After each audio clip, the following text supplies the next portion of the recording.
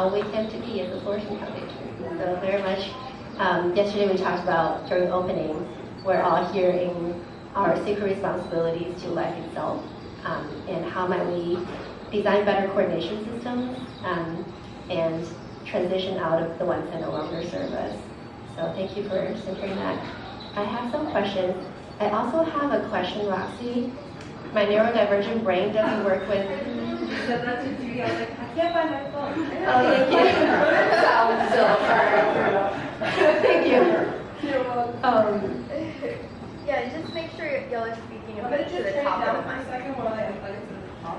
I appreciate it. Check your volume when your mic is turned on. Yeah. Yes. Can we still hear? Okay. Perfect. We don't have to stick with these questions at all.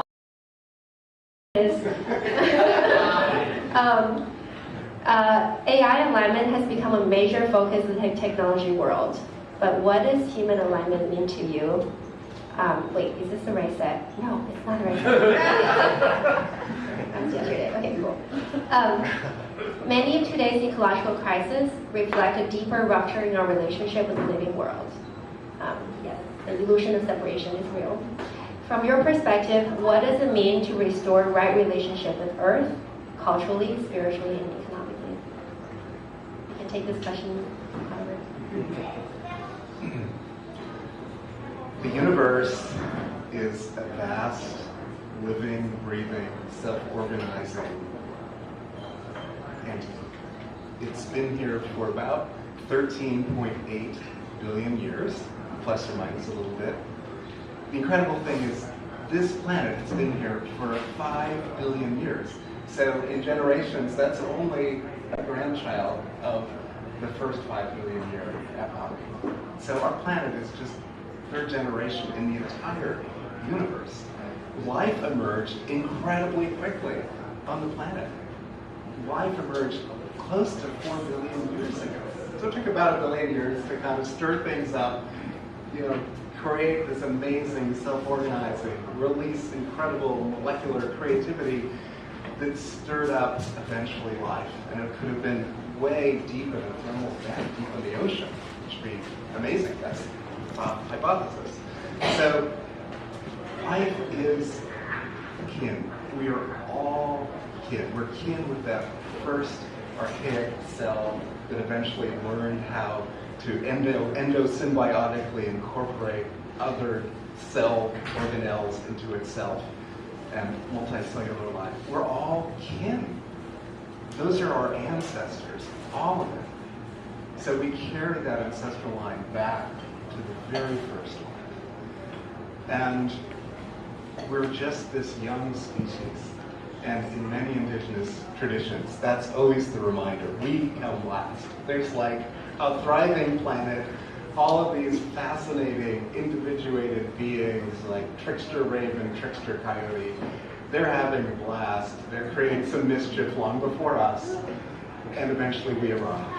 And we're just the younger brother, as the Kogi would remind us. We're just so young. And as a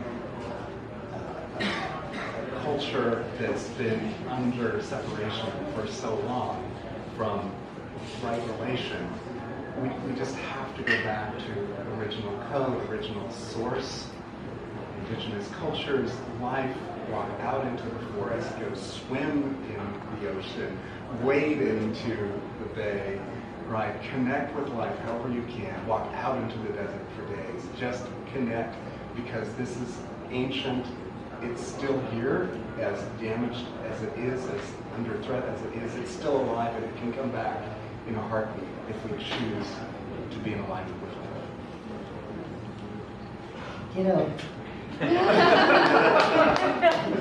I'll just say that one of the things that's very powerful for us at Pachamama Alliance is that indigenous people that we have the great honor of working with in the Amazon are primarily completely intact in their cultural ways. Their ancient wisdom is not at all disrupted. Their rituals are intact. Their plant medicines are a huge part of the way they learn. and they're obviously very clear about their relationship with the natural world. But even saying it that way isn't really, they wouldn't like that I just said that, because they never bought into human supremacy. And if you think about all the supremacies, colonialism, white supremacy, male supremacy, et cetera, et cetera, et cetera, the original supremacy, they would say, is human supremacy. And for them, the giant otter is their brother. It's not a metaphor. The kapok tree is their grandfather. The plant medicines are their grandmother's teachings. And when one of our teachers, one of our indigenous partners that we work with at Pachamama Alliance, pointed that out to us, and it was in a board meeting, and we were doing a whole thing after George Floyd about racism and how Pachamama should engage with it, and we were having a very difficult board meeting. And I'm sharing this because it was there in that moment when we were kind of pushing against each other, that probably many of you will remember after George Floyd, every organization went through some sort of cathartic relook at everything, and as we did in Pachamama Alliance. And Archon Lushwala disrupted, or not, he didn't disrupt, he interrupted our push-pull argument and said this amazing thing: consider the possibility that the original supremacy that has confused us and taken us in a direction that we didn't really understand we were going is human supremacy. And after that distinction was raised, at Pachamama Alliance, we started realizing that one of the gifts of being in profound communion with our indigenous partners is to really rediscover the possibility of disrupting, transforming, shifting from human supremacy, almost like an evolutionary leap, to sacred reciprocity with the earth, each other, and the entire community of life. And so I think that's really, when you talk about human flourishing, it's really the flourishing that's in communion with all other species. And it's not just about us. Even the words human flourishing, sometimes I think, well, you know, what about everything else? What about everybody else? You know, are we just want to flourish ourselves? Is it another expression of this supremacy mistake? So anyway, that's what comes up for me when you say that. And I know that Bucky, you got to bring Bucky in, because Bucky is the super cool dude in my life. He would love this conversation. He would love this conversation, because everything he said really was derived, that I knew that he said, that I understood, which is I didn't understand most of what he said, but when I did understand something, I could see that it was derived from his deep and profound respect and comprehension of, not understanding of, but constant inquiry and navigating this miracle of the natural world, what he called the intellectual integrity of life. So, yeah. And he said something very profound about technology, that nature is technology. And we use this really rough word, techne, which really just means sort of method. And that life itself, the universe, even actually long before biological life, was doing this elegant computation, creation, right, self-organizing at multiple scales. And that's the original technology. It's more powerful than we can ever comprehend. So we just try to tap into that a little bit. And again, with this idea of sort of human supremacy, this idea that we somehow invented technology. We did. Fuller really talked about the universe from its birth really being technology, and that we just have these very clumsy approximations unless we tap into nature itself, herself. Ah, so many thoughts. I'm trained as a biologist, so when you look into the things we can't see within our every level of zoom, just marvelous. Like, how did this come to be? How did cells know how to signal to each other and plants talk to each other? We're certainly, obviously, we're not the most sophisticated species out there. There's so many others. And on the point of human supremacy, I actually remember something Will taught me one time. He said, once someone has felt Earth coming to them and really have that relationship with Earth, you'll never forget that. And yet, I think we live in a time where many have yet to have that experience or have been alienated from that experience. I'm curious, because recently I was having this debate with someone about moving the field of human-centered design into life-centered design. Even Don Norman had come out and wrote a book, now he's 90, more towards, he's prodding at it, where humanity-centered design doesn't super break the frame, but it's friendly, skillful means to move people in this direction. For us as well, human flourishing is friendly enough as skillful means, but how do we, there's no human flourishing without ecological coherence. So, but in the context of that, in the translational problem and that you both have had for a while, how do we actually go about saying that? So, for example, the specific debate was when I said, hey, we ought to look at ancient wisdom and living systems for how to better design technology in our society. And the pushback was, well, humans are better. Nature is brutal, and humans have figured out how to live together at least 150 at a time. And so we're better. And therefore, we should not look in the past, we should look in the future. And I didn't know how to respond to that. So I'm curious, in that moment, how either of you would respond. This is completely off script at this point. Well, it makes me think about the future of artificial intelligence. So if we design AI from a human standpoint, and we're designing it in the 2020s, which is the worst period for destruction of social relationships, of the planet, ecosystems, economies, like we're in this end stage of hyper-accelerated extraction. If that's the worldview that we're trying to design AI around, it might not turn out great. And it's not. Within 20 miles, the world's most significant AI companies, with no ethical guardrails, right?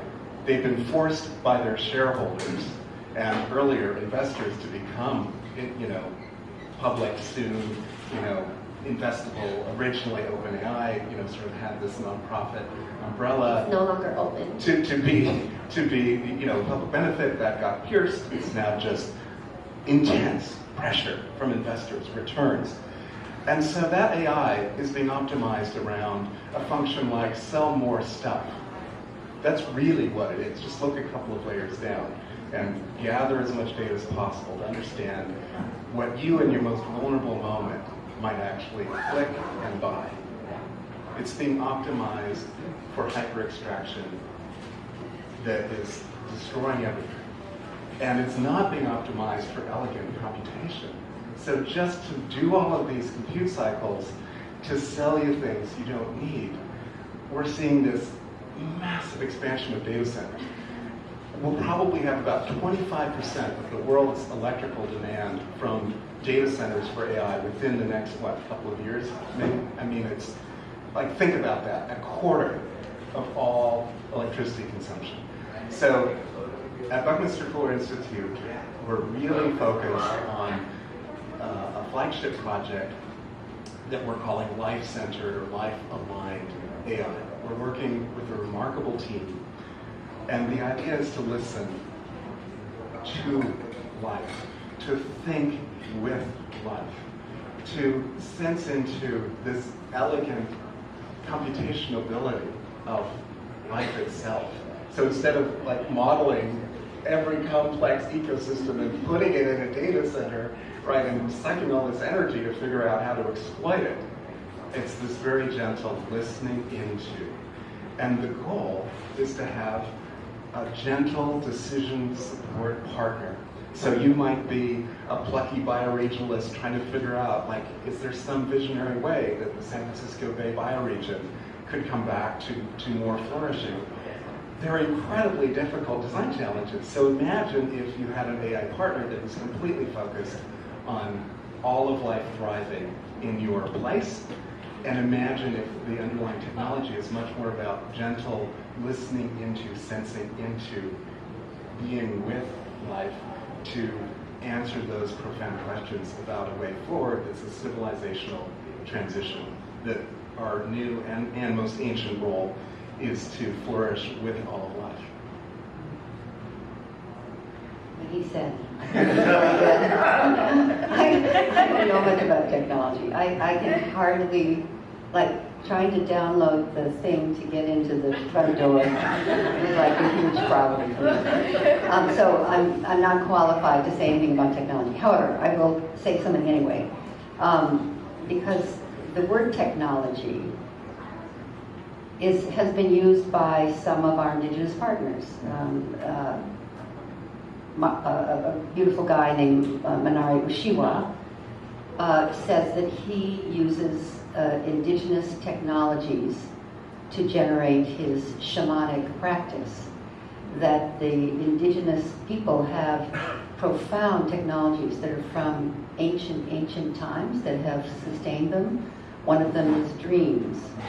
Their understanding of the dream reality is quite different than ours.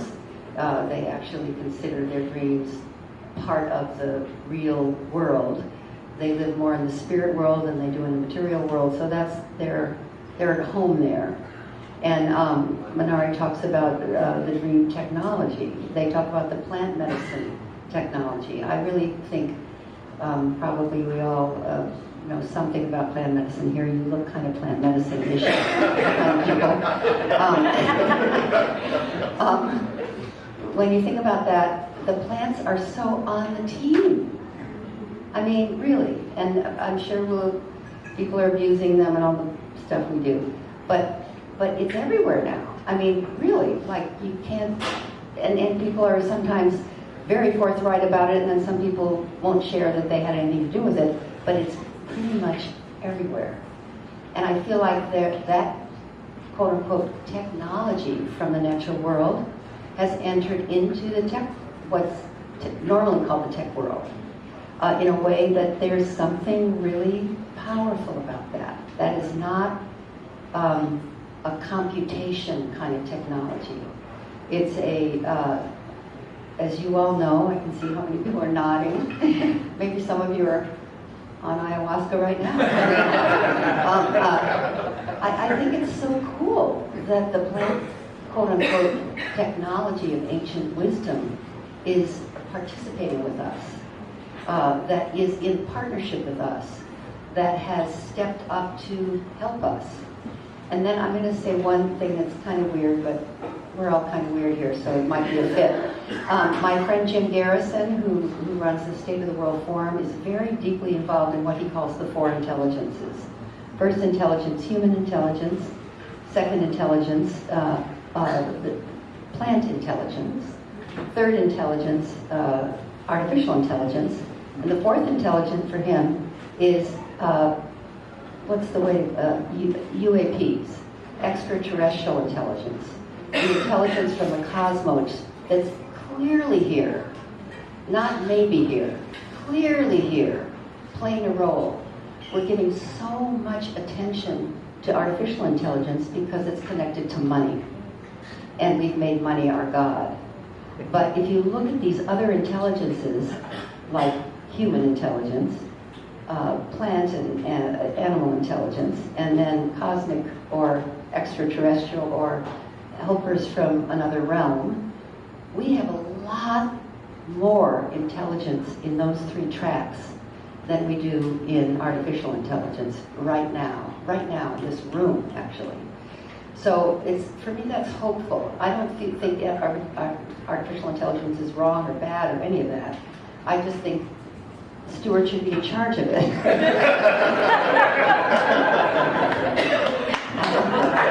We're looking for investors. So if we get some of the money moving from this one obsession of artificial intelligence into the other intelligences, we've got a different future. And I want to add another very important ancient technology is governance. I actually think this is almost the most important set of innovations that we need right now that can actually happen instantly. It's a much easier thing than AI. And I've learned from my Australian Aboriginal colleagues that there has been a 60,000-year tradition of indigenous nations meeting, right, in embassy, diplomatically, telling each other what's happening across the entire continent of Australia. Essentially a bioregional congress every 3 years, right, exchanging, the news, what's happening, where is water stressed, right, where are some animals stressed, what's happening, what can we do, how do we understand and govern the continent as a commons, and then nested commons within that, each indigenous territory within that, down to the finest watershed and valley. And if we could quickly move towards commons-based governance and move enormous amounts of capital into commons that are governed by the commoners, including the other species and the waters, right, and the movement of air and the mountains, all of us governing together, which is the most ancient tradition of the planet. The planet governed itself this way for billions of years. And I just want to call out Benjamin Life is here, doing beautiful work with Open Civics and combining this amazing tech brain, way beyond my tech brain, with a deep love for governance. And like having every voice heard, having every person, every species respected. And it's incredibly difficult. And we've got to find ways for capital to move at the speed of love, of trust, of being able to sit in circle and decide with wisdom what to do, and not be a deal room with some white males typically deciding how to move billions of dollars with no one talking to them. They're just in a room moving digits. So really beautiful work, Benjamin, and I want to call out Caitlin Archambault. Beautiful work with Open Future Coalition. These are two projects connected to our innovation lab, creating this beautiful open source software to help communities, projects around the world tell each other what's happening, to decide together what counts, right? What stories to tell. So thank you both. Beautiful work. Thank you. And both of you are giving a talk later, so make sure to stick around.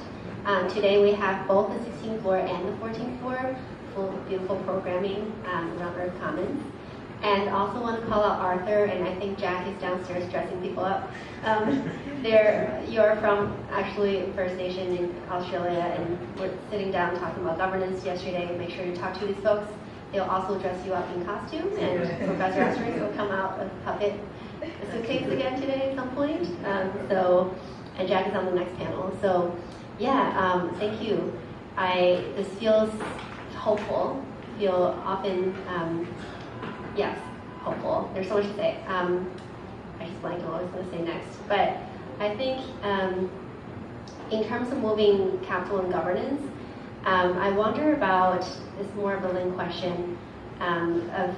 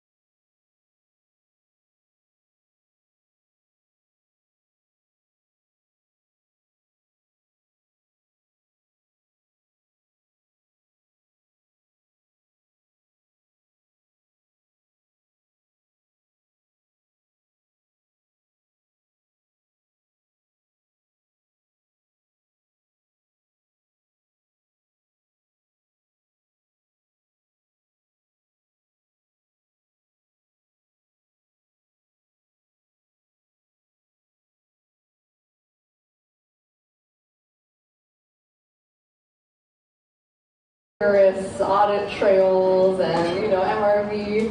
And yes, we built out the tool to support that. We can connect to IoT devices, things like soil health monitoring. But at the same time, a lot of the folks in our fellowship program, for example, said that all sounds great. We don't have the bandwidth to design a whole MRV program, but we have 10 years of annual reports that are sitting in spreadsheets and PDFs, and we just need a way to make them more visible to our funders.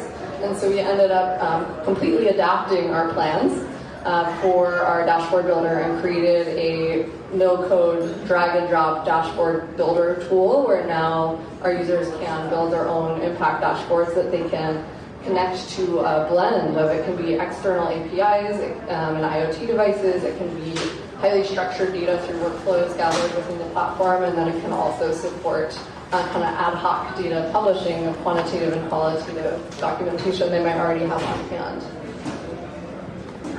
We also are seeing an increasing number of use cases in regional food hubs globally, but especially in the US. I'll be brief with this one because I have another slightly deeper example after this, but the screens you see here are Rogue Valley Food Systems Network in southern Oregon. And they recently brought on hundreds of regional, whether it's shared processing facilities, CBO partners, redemption sites for food access, all of whom are just trying to figure out how to more effectively organize across their region, whether it's to address hunger, to also support sharing peer-to-peer best practices and kind of simplify how things are moving through the regional food supply chain. And so these are all different examples of kind of network scale applications of our tools and also how they've informed our roadmap. I'm going to briefly highlight a deeper example we're currently working with in the Central Valley in California with the Agricultural Platform Collective. And so they have been working over the last couple of years with about 57 small farmers in the Central Valley, and they're really concerned with market access. And so we're currently in a process of bringing them through a year-long process of mapping all of the existing food actors in the region, the existing funders, technical assistance providers, farmers, shared facilities, identifying where those gaps are from resources getting to where they need to go, and actually going through and facilitating the application and delivery of market access related technical assistance, publishing a governance toolkit around how they can come together around shared brands. Maybe it will emerge as a cooperative, maybe it will emerge as something else. We've already realized there's so much multiplicity happening that instead of a single governance model, we're landing on a menu that we can share both in this case and in others. And then they're co-designing and informing their use case of the platform together. And we'll be together identifying across the whole food system new features and priorities to ultimately connect these farmers with both market access and ultimately with investment. And so that leads us to an initiative that we are already piloting through that Central Valley initiative, but have a nationwide pilot plan for later this year called Contextual Capital Labs. So we've been doing investor convening kind of across the capital stack for much of the 5 years we've been around doing this work.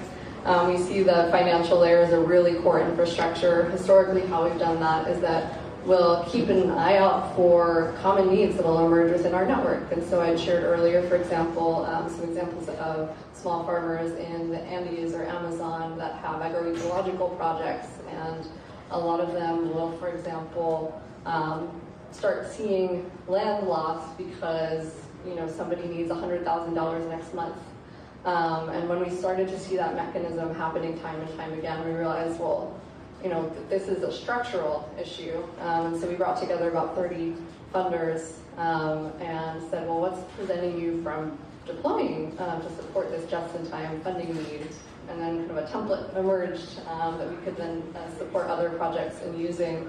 But under this same ethos, we're now seeing time and time again, and I've heard this crop up in a number of discussions over the last 2 days, where there's a lot of investors that are interested in deploying capital, but there's still a pretty decent mismatch between kind of the way that traditional investment is structured, both from a governance and sovereignty perspective, but also just simple checklists. How does your data room look? Do you have the right materials? Can you pass, our diligence? and projects where they are, who oftentimes don't quite have their documentation quite in that shape or in that order, and it's really contextual.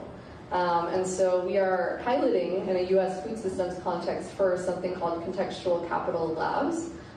This initial prototype looks like a recoverable pre-development pool where philanthropy is actually going to support initial technical assistance delivery that supports last mile investment readiness, that will support a lot of these initiatives that have trouble kind of bringing in that first investment capital in getting over that hump, but on their own terms. And so we'll also be convening with the investors and identifying ways in which we can structure those investments, such as like revenue rather than equity investments, to ensure that we're still respecting the sovereignty and autonomy of those practitioners. And then the last kind of big update of what's next on our roadmap is the developer and practitioner community. And so we've chosen to really prototype deeply over these last 5 years with a growing network of trust on the ground, and also recognize that we want to let more incredible projects in and make our tools as widely accessible as we can. And so later this year, we will be launching a developer and practitioner community that allows folks to self-onboard to the Open Impact platform, access our tools, but also includes a lot of that documentation that they'll need to also support peer-to-peer learning. And so they'll be sort of organizing in a peer learning community where folks can share immersion templates, resources, and then pertinent to a lot of folks in this room, we will also be launching a developer community, which includes an SDK with updated API documentation and a little bit of a lab context to really model some co-development so that we can start to show what's possible. So that's a snapshot of the type of work we do. I'm going to leave us with a couple of our current design explorations. One, very pertinent to this developer practitioner community that I just mentioned, we're actively exploring what are the member-driven models that will support our network to grow in the right way. And so we're looking at that both from a social governance perspective, a legal governance perspective, right? Is it platform cooperative? Is it a 501c6?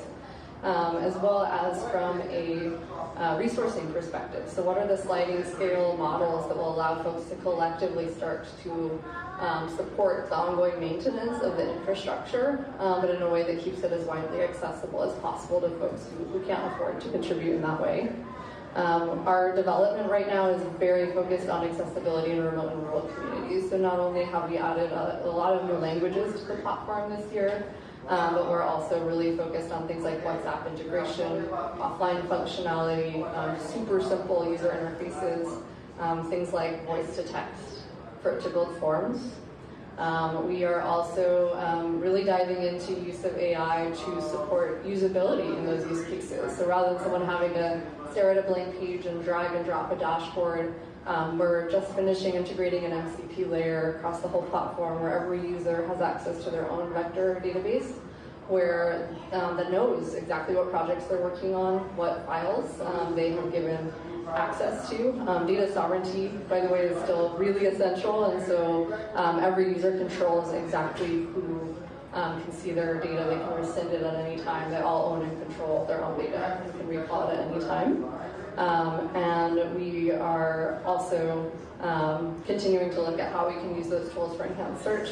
And I will just note that we're also being really thoughtful around what engaging with these AI tools, nodding back to Stuart's talk earlier this morning, means in an aligned way based on the fact that we're working, for example, with a lot of rural communities that ended up very unexpectedly giving testimony to the House Small Business Committee earlier this year because AI data center siting decisions and kind of the lack of local community governance input on them were directly starting to impact a lot of the communities we're working with. And so it's really important to us where that data is as well. And last, community source standards and templates. So one of the ways that we're most excited about launching the developer practitioner community has been around supporting folks in publishing their own resources and publishing their own workflows. We've made our workflows versionable, so someone can take someone else's workflow, change a couple things as long as they've been given access to it, and then version it and deploy it across new projects. And so we're excited to see what will unfold there. I'm sure there will be many surprises and a lot of things we didn't anticipate as well. And so that'll all be informed in due time when we launch that developer community. So thank you all so much for your time today. And I know we started a couple minutes late. I don't know if we have time for any questions, but happy to address them if we have the time. Quick question. Thanks for the tour of the house. Very impressive. What is your hope for you to take away from telling us this?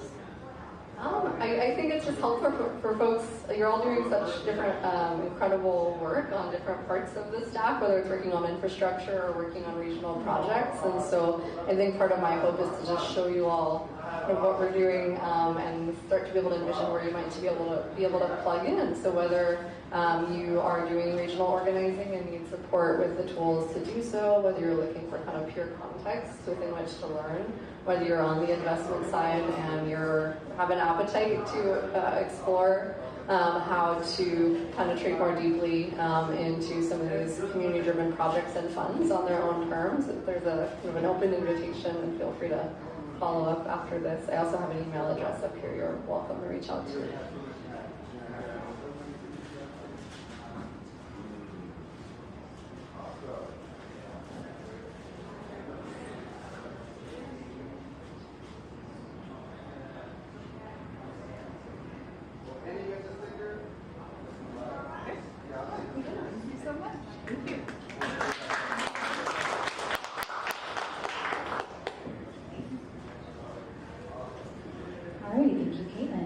So I think that concludes what Floor 16 has for you today.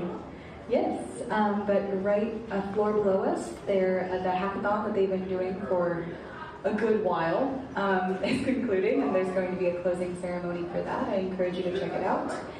Roxy